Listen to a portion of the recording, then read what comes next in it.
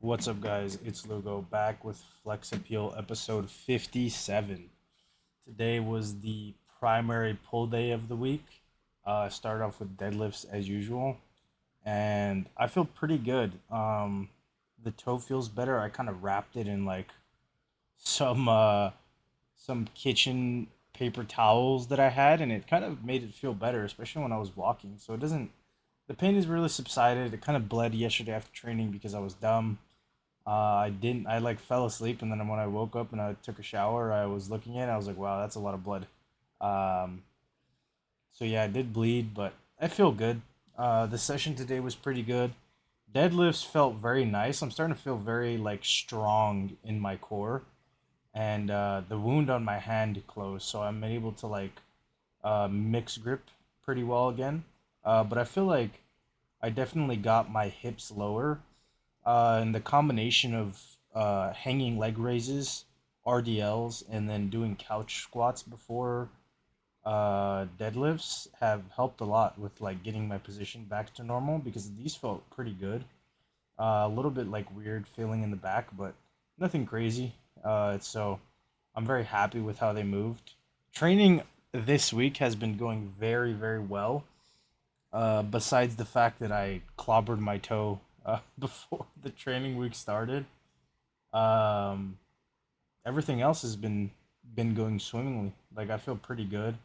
I feel like I'm self-regulating pretty well. Like these, I was like kind of gonna ego smash 80 because I did 80 last week for like five, and then I was like, you know what? I just need to like not do that because I think I'm gonna get less.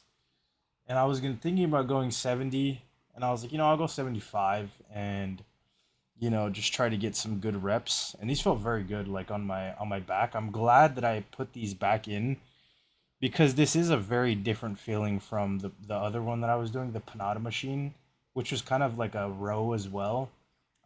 Which I didn't want to do like two rows just for the sake of diversity, because I'm already doing like a neutral grip row later in the week, underhand, which I think I'm gonna switch to dumbbell rows. I was watching another Sam Sheether video, and he's like, I don't know if it's a newer video or if it was an older one, but he was basically talking about the fact that dumbbell rows can kind of like function as an also anti-rotational exercise for the obliques. And I've been doing Pallof press on my upper days before I start benching, and I kind of don't like to do it because I also feel like I'm already like at 50 pounds and my obliques are not that strong, and I kind of feel like it also taxes my pecs in a weird way where I don't like it because I'm already doing dumbbell bench to warm up. So I said, you know what, I like doing dumbbell bench, kind of how people normally do it, not like behind the bench, because I used to do it where I would just put the bench up on an incline, put one hand, and then do dumbbell rows. But I kind of like doing it where you're just flat, like straight across the bench, and just like the conventional way you would do it, where you put one knee up, and then you put your hand on the thing on the other, obviously like on the bench, and then row. Um, and I like doing it that way, so I'm gonna start doing them again that way and remove Pallof presses. So I'm doing one less oblique thing, but it'll dumbbell row again kind of functions as that rotation. So I can remove that because I don't really want to do the Pallof press that heavy, but um, yeah. So that's all I'm changing pretty much. This session is pretty locked in, I think, right now. I really like the selection of exercises that I have currently. Um, and I've also been trying to reduce the weight a little bit for the sake of using better form and a little bit more eccentric control, because I feel like I was kind of leaning into just like letting the eccentric go. Um, and I kind of don't like it because it feels weird. It feels like I'm losing some of the lift, even though in science-based lifting community, it's kind of like where they're kind of getting away from eccentric to do anything. But I think I don't agree. I don't know what research science supports that maybe eccentrics aren't the best, but like I just feels better when I'm controlling them, and I definitely like. as well to feel that I'm under the control of the weight and I'm not that it's just like pulling me up for whatever reason. You know, it's just a feeling thing. So I've been kind of like slowly lowering the weight or keeping it the same, just so I can control a little bit more. And I did lose reps, but I feel like the quality of the reps has increased, so I'm not actually losing tension on the muscle and stuff of that nature. But here's a little pose down. I think the last time I weighed in, I was like 304.4.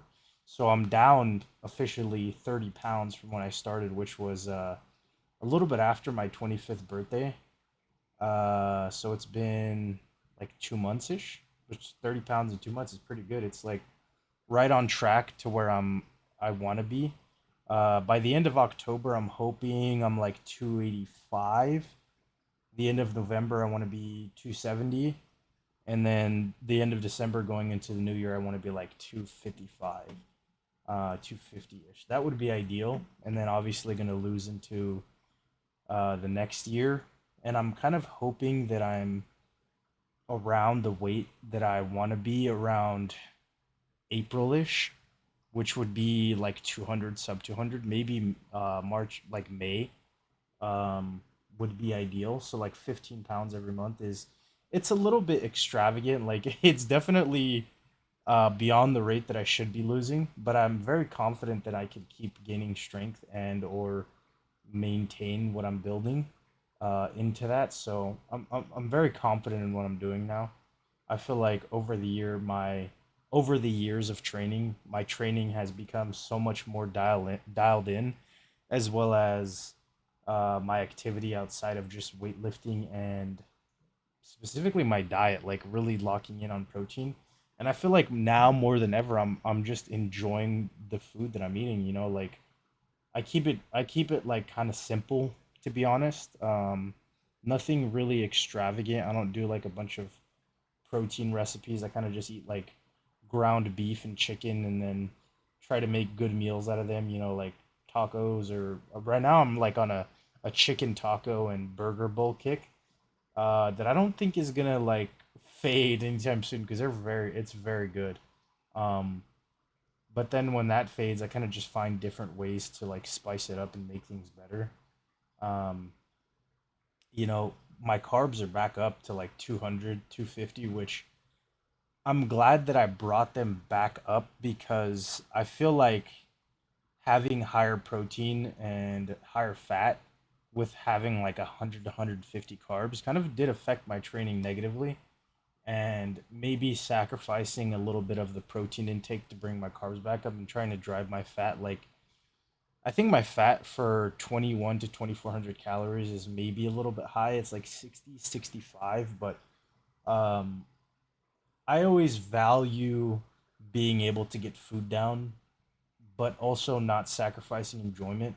So if that maybe hikes my fat a little bit up higher than where I would like it to be, I think it's fine as long as it's not crazy high. You know, like I've gone up to like 80 grams, 90 grams of fat, which I think is just too high. And I've just cut over time, cut out some of the stuff that maybe would be higher fat because just like sour cream or stuff, extra avocados, cooking with more oil than I would like, just to bring it down. But I'm very content with where my training is. We're heading in a good direction. And I hope you guys enjoyed the video. If you did, consider leaving a like, a comment, or subscribe if you made it this far. And I'll see you.